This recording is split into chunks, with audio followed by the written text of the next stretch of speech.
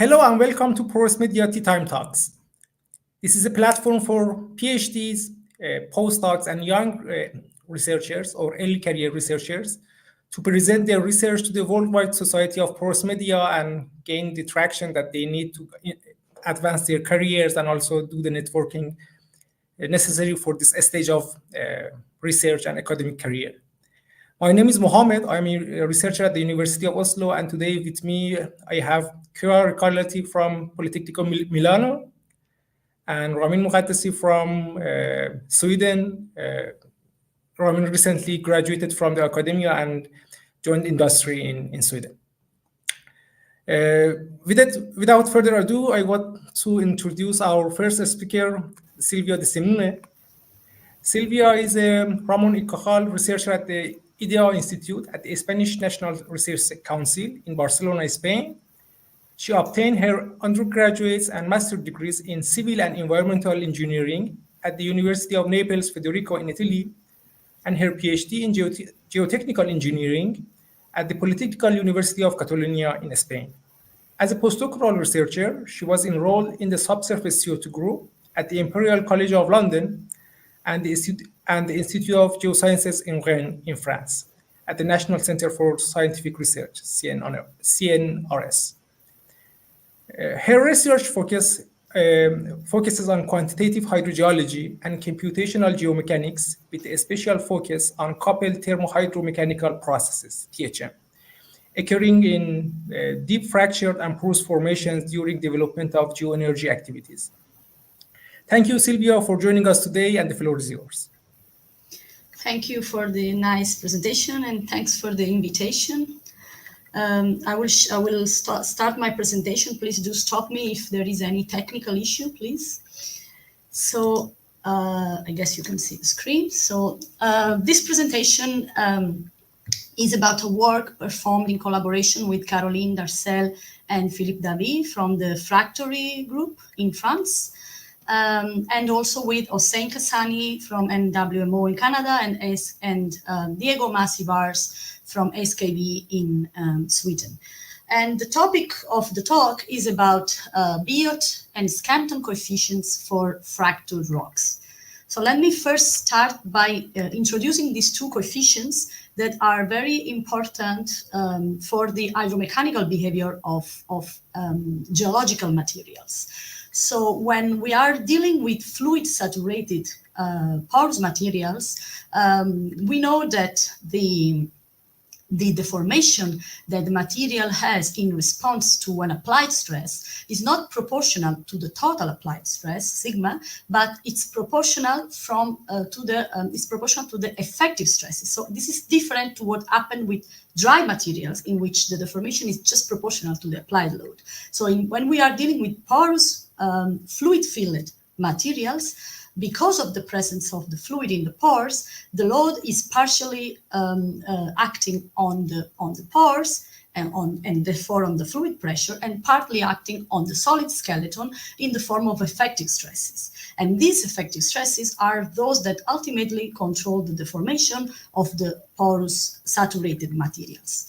And the balance between effective stress and total stress and pressure is given by this Biot coefficient alpha.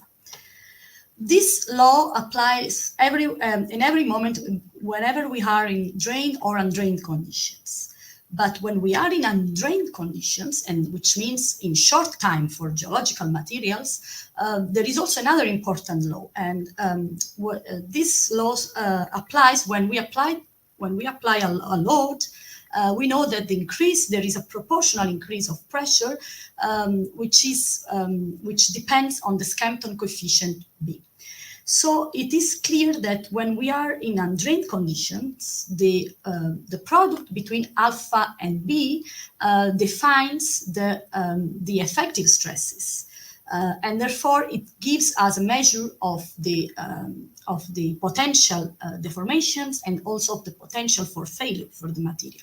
So we are particularly interested in these two coefficients because this is relevant to a large number of applications that include both natural situations, like in the case in which the load changes because of glaciation or deglaciation, but also in human-induced situations, like, for example, in the case in which we have extraction or excavation or constructions.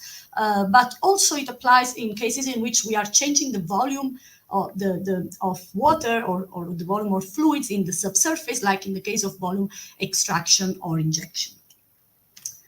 So talking a little bit more about these two coefficients, we know that they change between 0 and 1, and in general they are close to 1 for highly compressible materials, and they are smaller than 1 for stiff materials.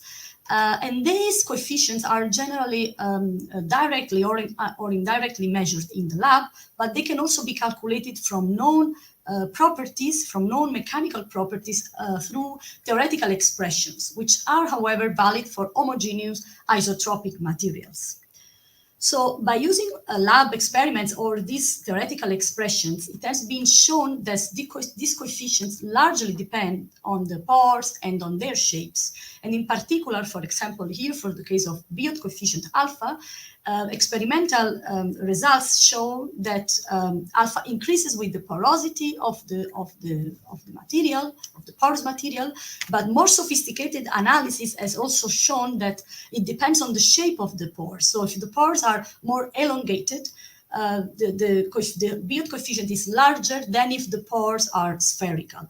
And it also, it has been shown that the alpha is also anisotropic. So depending on the orientation of the load with respect to the shape, to the elongated pore or crack, the coefficient is larger or smaller.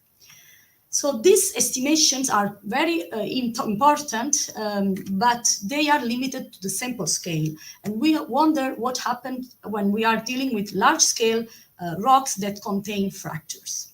So this topic has been approached by several researchers in the last 20, 30 years. I'm not getting into the details, but here there are some references.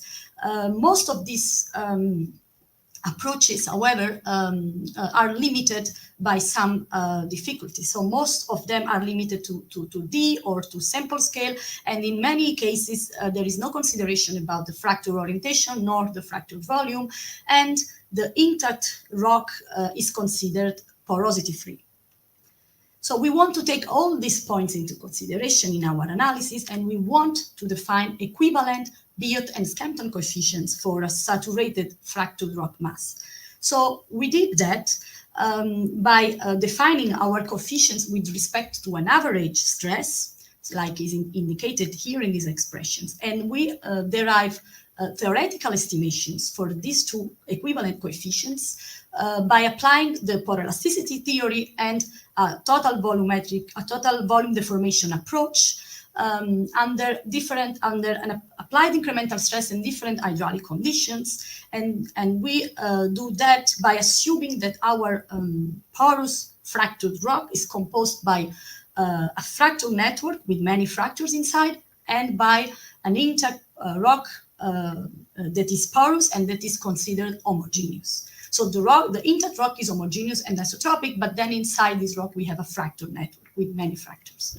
And we also assume that the total volume deformation is given by the sum of the deformation of each individual fracture and the deformation of the intact rock. So we arrive, by using this approach, we arrive to an estimation, to two theoretical expressions to estimate this equivalent coefficient alpha and B, in which, as you can see, essentially they can be evaluated by means of some known properties of the fractal network, like fracture size and aperture, fracture normal stiffness, and also the orientation of the fracture with respect to the initial stress and with respect to the applied stress. And also knowing, of course, some properties of the intact rock. And as you can see, these expressions are weighted averages of the Biot coefficient and Skempton coefficient of the respective components, so the ones of the intact rock and the ones of every single fracture. And the weight is this gamma, which is a parameter that measures the contribution of each component to the total deformation.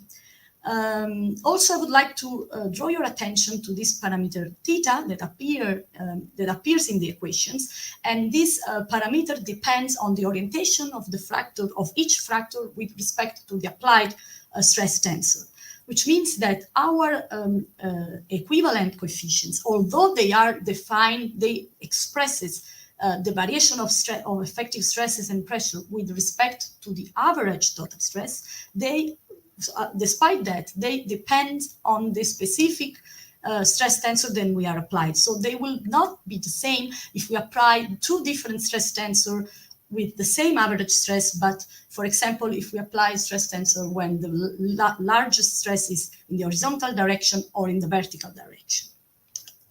So these expressions are being validated against numerical simulation in 3DEC. But I'm not going to into these details. I'm just telling you that they work very well, and you must trust me in that. And because now I would like to discuss a little bit by using these expressions to discuss how these equivalent coefficients change with respect to the properties of the fractal network that may change broadly. So, so for now, let's keep something simple. So let's keep that fracture aperture and stiffness are the same in all the fractures, and we just change the density of the fractal network. So we increase the number of fractures in our network. And you see here that both alpha and B increases with an increasing fracture density.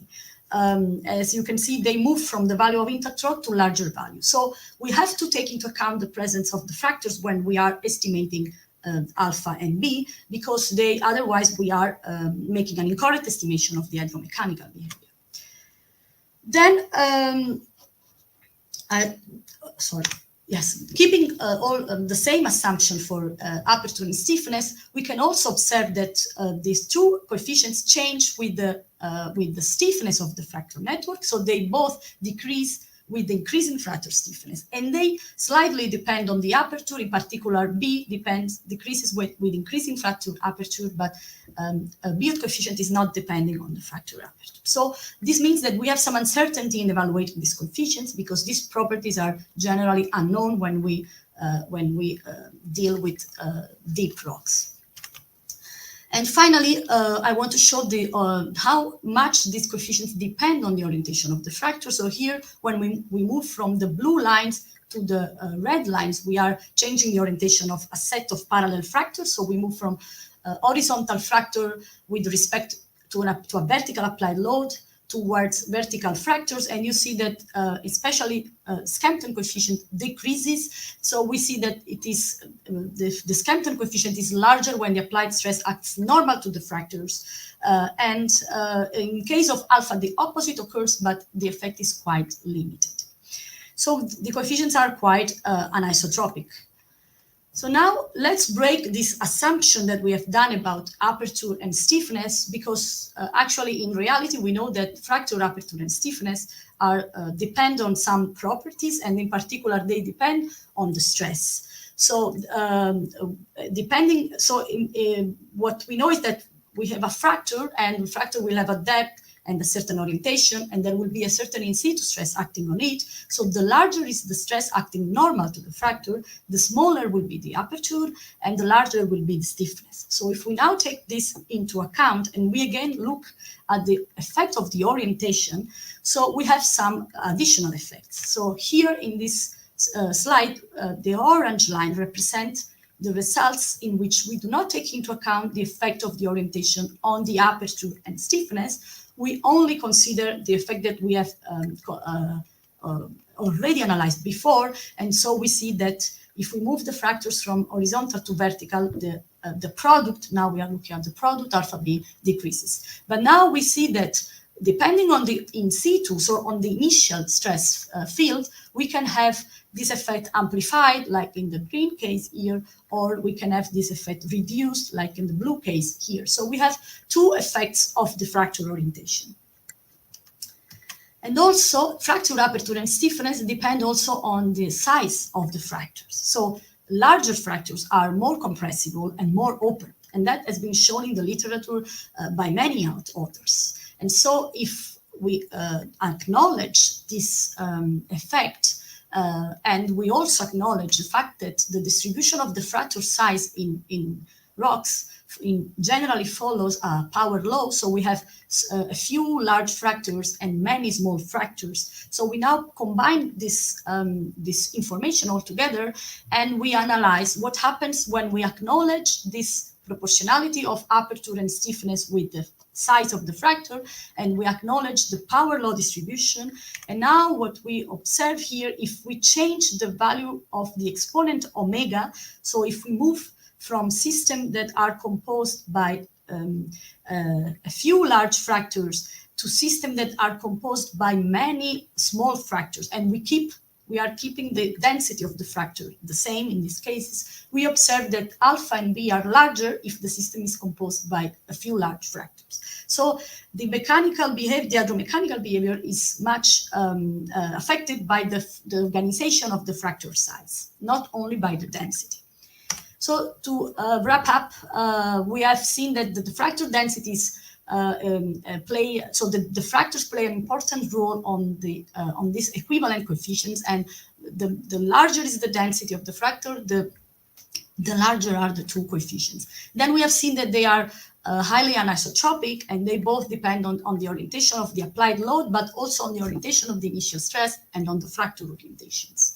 And then we have seen that there is an impact of the distribution of the fracture size, and so the coefficients are larger when the systems are populated by a few large fractures. So in the end, the fracture contribution is larger in systems that contain large fractures that are oriented parallel to the largest principal initial stress and normal to the applied stress. So although this is a kind of recipe, we know that there are a broad range of uncertainties because some of these parameters are quite difficult to be constrained with in situ measurements. So here there is a list of references in case someone is interested in more details. And with that, I conclude, and thank you very much for your attention. Thank you very much, Silvia, for this very interesting talk. It was really interesting to listen to and hear about your work. It was also very interesting to hear about your work in a way that you use this approach from, breaking down the, problem into smallest pieces and then, building up the whole model. So I ask the dear audiences to put their questions in the chat so we can take them. But at the same time, yes, we have two talks. Yes, so we have one question or comment from, I think, Professor Hassanizadeh. Very nice talk. You introduced the coefficient alpha as a scalar and in a scalar equation, but then you mentioned that is anisotropic. So if you can just comment on that. Yeah, that's a very good question. So I introduced the coefficients as a scalar because, so first, let's say that the coefficients can be defined in the literature as scalars, but also as tensors. In this approach, we define the coefficient as scalars because we define the coefficients with respect to the average stress, to the average applied stress. But they are anisotropic because they do depend on the applied stress tensor. So the point is that we do not define the coefficients we depend to the applied tensor. We define them in the equations with respect to the average stress. So essentially, what we say is, for example, for the Skempton coefficient, we say the increase of overpressure is equal to our equivalent Skempton coefficient multiplied by the average stress, the applied average stress. But the coefficient itself depends on the specific stress tensor that we are applying. So in these terms, the coefficients are anisotropic. I hope that I replied to the question. Yes, we will check the chat if there's any more update on this question.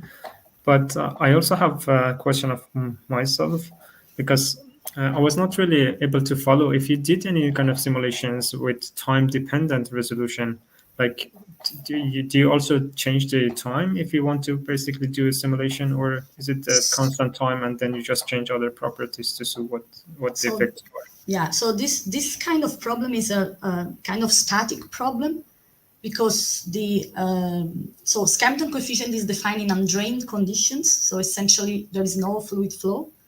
Or the fluid is there in the pores. You apply the stress, and therefore you have a instantaneous increase of pressure, and you don't allow the flow. Don't allow any flow, so you don't have any transient behavior. Everything is static. And then for the Biot coefficient, so this is something that apply both in drained and undrained conditions. So to evaluate the coefficient, what we did is to assume that we have a known pressure in our system, and like an imposed one, imposed pressure and an imposed total stress, and we derive the expression for the alpha in this way. So this was done both in the theory and in the numerical simulation. So there is no transient behavior. Everything was static essentially. So we applied in the case of the evaluation of the Biot coefficient, we applied an imposed pressure in the system everywhere. Mm-hmm. Yes, thank you so much. Just checking if you have any other questions. Otherwise, I also have a question, if I can. Yes. Yeah. So I'm totally ignorant in this topic, so sorry if my question is maybe stupid, but I was wondering, you were mentioning at the end that it's really difficult to have like an estimate from an experimental point of view of the parameters of the fractures and of the rock. And I was wondering if you can comment on that. So like, how do you estimate those parameters generally?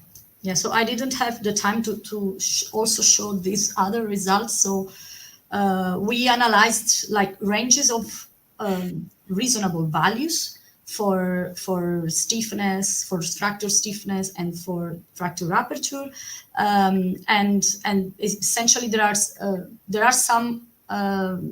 So there is some uncertainty, but you can kind of reduce it if you consider ranges of values. The point is that it depends. So in some conditions, and also depending on because everything is really kind of weighted averages. So in some situations, the fractures they have an important weight, and in some other situation they have less weight. So essentially, since this gamma factor depends on the stiffness and of the fracture and is inversely proportional to the stiffness, so essentially it is fractures are more important if they are more compressible. And so we can have a kind of change of values depending on this. So we have analyzed ranges of values, and the idea is that with some knowledge about your rock, you can kind of constrain the ranges. But of course, you will always end up with a certain uncertainty. Okay, thank you. Thank you so much. But I think it's good to know that it's good to know that these parameters can change in any analysis that is done, because very often these two coefficients are assumed equal to 1 for simplicity, and what is shown here is that they can be much smaller than 1, and they can broadly change with some parameters. So it's important to take this into account. Sure. Thank you. Thanks. Yes, thank you so much once again, Silvia, for joining us today. It was very interesting to listen to you. And we move on to our next speaker. Aurelia Bucciarelli from the University of Bern. Yes, sorry for that. No worries. She's a fourth-year PhD student at ARTORG Center at the University of Bern, and she's within the cardiovascular engineering group. She has a background in mechanical engineering with a focus on biomedical engineering. She does research on dynamics of red blood cells in capillary networks, and she does experiments with real human RBCs, or red blood cells, in microfluidic chip, which feature channels of dimensions of 8 micrometers size. And within the research group where she works, they do research on RBC dynamics at capillary bifurcations and distribution and velocity of RBCs across the entire network to examine the responses to changing channel dimensions, simulating parasite activity. So without further ado, floor is yours. Yes. Yeah, thank you very much. So yeah, you already introduced a little bit, but I will start generally with the brain, because brain is really important for all of us to do our research. And it's actually accounting only 2% of the body weight, but to function, it needs 25% of the body energy. And it doesn't have any storage in it, so it needs a constant supply of it. And this energy is mostly oxygen and glucose, which is transported to the blood, which is therefore really important. And from the cardiac output, so every time that your heart is beating, 50% of the blood that comes out of the heart needs to go through the brain. Otherwise, we will not be able to work and do all the beautiful stuff that we can do. So it's really important to understand how blood flows through the brain and how does it work, essentially. And if we look, wait, I can put the pointer.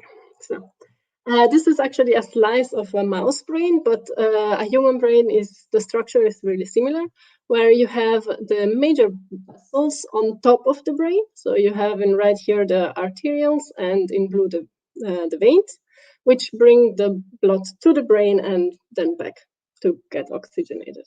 And then you have some descending arterioles and ascending veins, which bring the blood inside the brain. And then in between those, you see this, I mean, here is in gray, here there are some green parts. This is the capillary network, and it's where the oxygen exchange happens, and which is very important. The interesting thing is, for the arterioles and the veins, you have a more tree-like structure. So if from going to A to B, there is only one way. There are not multiple ways to get there. But the capillary network is a network, and therefore to get from one point to the other, you could choose multiple pathways. And this is what in our lab, or in my big project in the lab, is concentrating about, understanding how red blood cells flow through the capillary network. To do so, we are not working in vivo, and we have now a small group that does also simulation, but I mostly work experimentally. So we have different kinds of microfluidic chips. These are really easy and just one channel, so not a network, but we also work with more complex, obviously idealized network, as you can see here. And the chips are, this is one chip that I produce. So they are really, really small. And the channels are, yeah, I said between 8 and 10 micrometers, which is just a little bit bigger of the size of the red blood cells. And what we look at generally in our research is more generally, how do red blood cells divide or spread throughout the network. This is an example from a previous publication where you can see in this network we have some channels. Here there is a channel, but there is no red blood cells, because actually the distribution of red blood cells in the capillary network is heterogeneous, it's not homogeneous. And then, well, you mentioned it. We also check or look at what are the influences if we change some dynamic properties of the network. So in this case, we change the size of each channel and analyze, how now do the red blood cells distribute? Do they distribute differently? Do they go faster or slower? What are the influences of the small changes? And this is more the red blood cells dynamic at the network level. And I would love to give you some new results on this, but unfortunately the last experiments are still being analyzed by my computer, so I could not give you new results on this. But what we also do with the simpler model that I showed before is we wanted to look at just one bifurcation and not concentrating on the whole picture, but just concentrating on one bifurcation to see what are there maybe some causes at this intersection that lead to this heterogeneous distribution. So I will speak mostly about this. But before going into this, I need to introduce one concept, which I only heard about it in the capillary system, but you can think about the capillary system as a porous network, because you have some materials where around it flows fluid, in this case blood. So it's two-phase fluid. So I don't know if this also happens maybe in the ground with some bacteria, but it's really interesting that if you look at, so if you have a bifurcation, this is a bifurcation where you have the parent vessel and two daughter vessels. If the vessels are really big, you have a distribution like the blood. So the distribution of the red blood cells between the two channels here, it's like the blood. So if I have 20% of blood flow here, I will have 20% of the red blood cells flowing through here. But as you go down in size and you become like a little bit bigger than the red blood cell size or a little bit smaller, this doesn't apply anymore.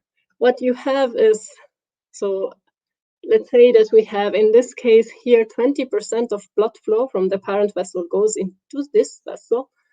You only get like 10% of red blood cells in this. And therefore, here will be 80% of the blood flow, and this will get about 90% of red blood cells. So this is one of the causes, we think, of this heterogeneity of red blood cells throughout the network.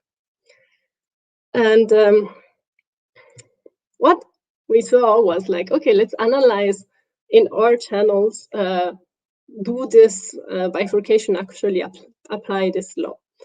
And the previous PhD before me showed that yes and no. So some channels did. So like this is would be this first channel, and this first bifurcation led to a normal, we call it classical partitioning that we expect from this Zweifach effect. But some other channels did not. And he analyzed the distribution of the red blood cells in the channel here. So where were the red blood cells before the bifurcation, to see if this had an influence on the, like, does this go to the normal partitioning, so Zweifach effect, or is it exactly opposite?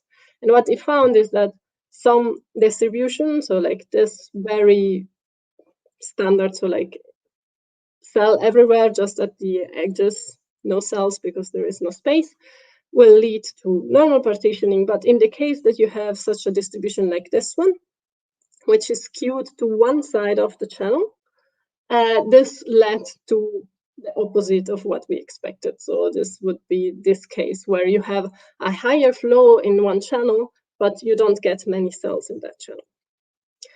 So we had this result and we were asking, okay, can we check like single red blood cells, what happened? Is there something there that leads to this? So what we did is we just concentrated on one bifurcation. This is an example of a video that was taken in our lab, and I already marked 2 red blood cells because those 2 red blood cells behave differently. Let me start it again.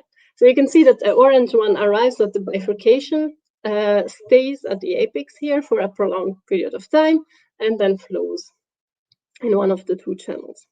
And those cells are actually called lingering red blood cells, which are not only seen in our experiment, they were shown to be present also in vivo and in silico. And there are just cells that stay stuck in the bifurcation for prolonged period of time. So what we did is we tracked all the cells that we had in our video and calculated a relative residence time, which is just a parameter for us to say, okay, like how long do they stay in the intersection, and could we call this cell lingering red blood cells? And for us, we used a cutoff like of 2. So if the cells were longer than 2 times this reference time in the intersection, we call them lingering. And from here, we analyzed different properties of the cells, but because of time, I will just explain you or show you one, which is the position, which we saw before. It's important. So we analyzed the position of those red blood cells inside the parent channel, so before the intersection. And here it's plotted, so position against, so in blue, we have the cells that we call non-linear red blood cells, and in red, linear red blood cells. And what we observe is like linear red blood cells come from the center of the parent vessel, which makes sense, because if they come from here and they need to go to the apex and linger there for a period of time, it's really difficult that they move from this side to the center and then linger. So we saw, okay, linear red blood cells in the parent vessel, we can say they come from the center. Also an interesting thing, if we put the distribution lingering and non-lingering together in the parent vessel, we have this standard distribution where in the center, they are more centered generally. And this, from the previous research, showed that leads to normal partitioning, as what exactly we saw then in the distribution. The interesting thing was in the daughter vessel. What we saw is that the lingering red blood cells, so this is the daughter vessel, this is where they were lingering for a period of time, they actually stay against the wall for a long period of time. We didn't expect this. So the non-lingering red blood cells, we can see they are shifted a little bit because still it's a new vessel, but they are still mostly centered, whereas the lingering red blood cells, they are really skewed against this outer wall, and they stay there also for a prolonged period of time. So if you take the total distribution of this red blood cells in the daughter vessel, it's skewed against the outer wall, which is exactly what we saw before. So our question was, can we analyze how these lingering red blood cells have an influence on the skewness? So what we did is we took so we did a linear density lateral distribution function, both for the non-linear red blood cells and the linear red blood cells, and we added together with a weighting factor. And what we tried is to do the difference to all the previous extracted distributions and tried to minimize it, to find this minimal weighting factor that could lead this distribution to get to such, for example, such a distribution. And if we plot this minimal weighting factor divided in the function that led to normal partitioning and the function that led to reverse partitioning, we can see that there is a definitely difference between the two. So to get a distribution of red blood cells that led to a classical partitioning, you cannot get there with a higher amount of lingering red blood cells in the population of the whole red blood cells. Whereas to get the reverse partitioning distribution, you need a high amount of lingering red blood cells in your whole population of red blood cells. So this gave us like a hint of one of the possibility or one of the reasoning that we could have this shifted or skewed distribution of red blood cells before a bifurcation, leading to this reverse partitioning.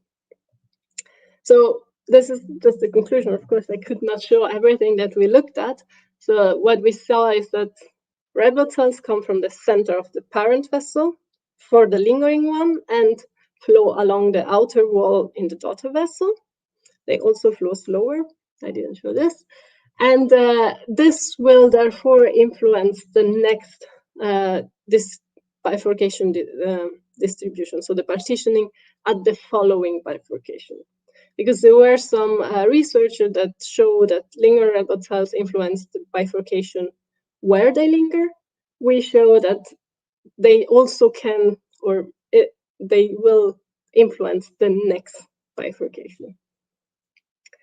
And yeah, in our case, we didn't see any influences on the bifurcation itself. but this is probably because our channels are a little bit bigger than the other researchers. And yeah, I think that's what I will, of course, acknowledge it, very important. Of course, my professor and Dr. Obrist, and so Alberto Mattegazza was the previous PhD in my lab, where I collaborated for the last results that I show. And of course, all the group which I work with, which are very, very nice to me and help me. And yeah, I would like to thank you for your attention. And yeah, I could not show everything because of time, but this was just a snippet of our research to get you interested. Yeah. Thank you, Aurelia, so much for your talk. It was really, really nice to see something at this very small scale that is so interesting and so important in our day-to-day life, basically, because yes, it governs how we live, basically. So it's really, really important for sure. So I'm asking anybody connected who wants to ask something to Aurelia to write everything in the chat so I can read the questions out loud. And in the meanwhile, if we have some questions from the studio, maybe, or maybe I can just start with a couple of questions of my own. So the first is more curiosity, and it's like, how do you design the geometry of your chips, the microfluidics chip you're using? Like, do they resemble somehow the shape these channels have in the brain, or I don't know? I mean, of course, I think this was. No, I cannot. Okay, I mean, you can see it here. Of course, this is what we have, I think, here. This is very, very idealized. You will not have such a nice honeycomb network in your brain. But we needed to start somewhere. So that's why we decided, okay, let's start with something that we can know, okay, this is first doable. The thing is, our channels are rectangular because it's at the moment still not possible to produce such a big channel with round channels this small. So we decided, okay, we do soft lithography, we can do small channels, but unfortunately they are still rectangular. And yeah, and then the idea was to start and test. I mean, this is also something that I'm working, the project that I could not show, where we change like 1 diameters of this vessel and we change it dynamically to see the influence on the distribution along the whole channel. And if this is not symmetric, you cannot, at least for starting, you need something that you can say, okay, this is standardized, and I can draw some conclusion, and then maybe in the future try some more realistic one. But yeah, that's the idea. And the size is just a little bit bigger than the red blood cells, because otherwise we had problems with a lot of red blood cell get stuck, and then you can throw all the chip away. And since one experiment is already 1 week, you don't want to throw every week away. So yeah, that's how we came to this. Sure.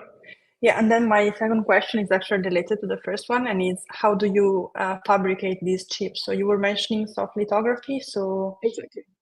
So at the moment, we are still doing it with soft lithography. So what we do is we did like the inverse mold with just soft lithography. So we just did with the SU8 on top of it. So the light sensitive one. And this was exactly 8 micrometer height. And then we pour PDMS on it. And then we peel PDMS off and we put flat PDMS layer and plasma bond them together. Okay. I think and that's you thought maybe of, yeah, that's the standard with microfluidics, right? More or less. Yes. And have you thought maybe just, I don't know if it is possible, like to go for some 3D printing or something? I don't know if it is possible at this I actually tried. That was the beginning of my PhD.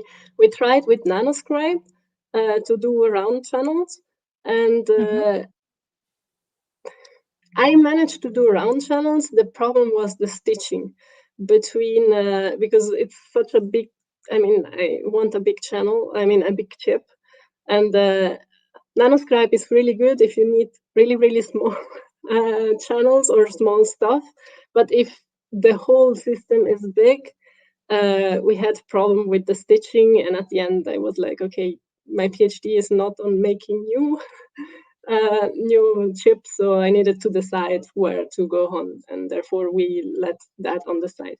We are now trying with milling to do new channels to see if they are also more like, because the mask with time, with soft lithography with time, they lose a little bit their condition and you cannot wash them properly because otherwise you get rid of the SU8. So we are now in collaboration with another university trying to do it with milling in glass to see if we get the mold a little bit sturdier. Yeah. Okay. Thank you very much. Really, really cool. Ask a quick question. Yes.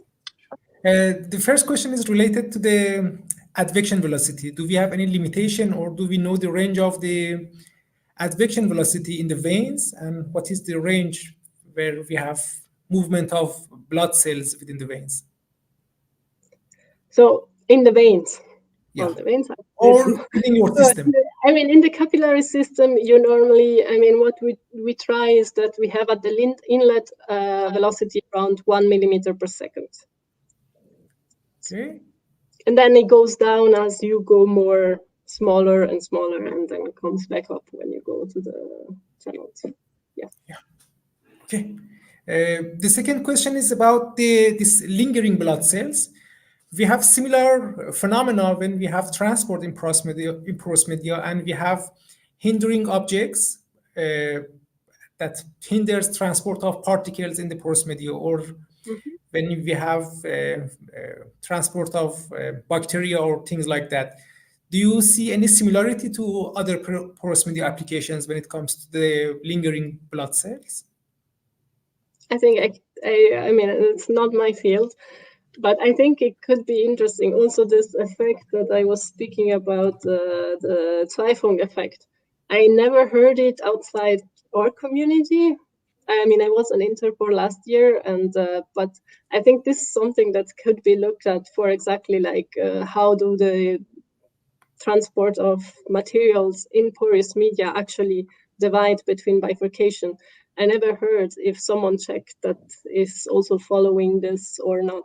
Should be interesting. I think it's something to look at for sure. And for sure, I don't know, depends on how the particle are, because there were some study that depends on the particle. Also, if they are more stiff or less stiff, they may linger less or more.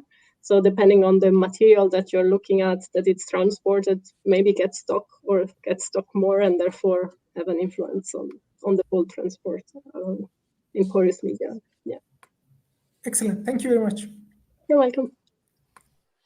Thank you. Thank you so much, Aurelia, again. And yeah, there are no more questions, I guess.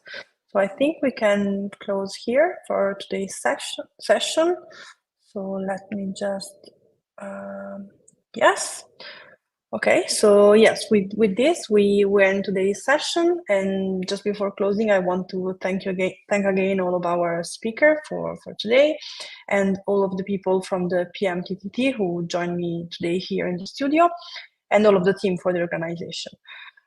So our next talk is scheduled for the 13th of February, so don't miss it. We will have two speakers. The first one is Negar